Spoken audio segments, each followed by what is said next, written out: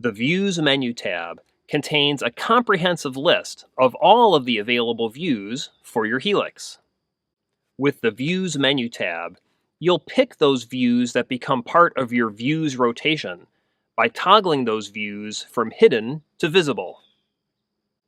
Under the Views menu tab, use the up and down arrow keys to navigate the list of views, and toggle each view between visible and hidden using the left and right arrow keys. All of your visible views become part of your Views rotation, which you can navigate using the View and Exit keys. The View key will move you through the Views rotation in one direction, while the Exit key will move you through the Views rotation in the opposite direction.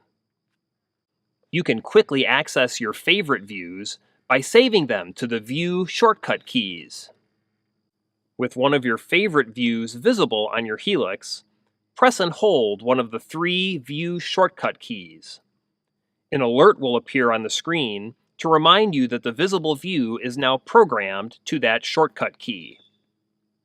View shortcut keys are reprogrammable as many times as you'd like, so as your view needs change, your shortcut keys can change too.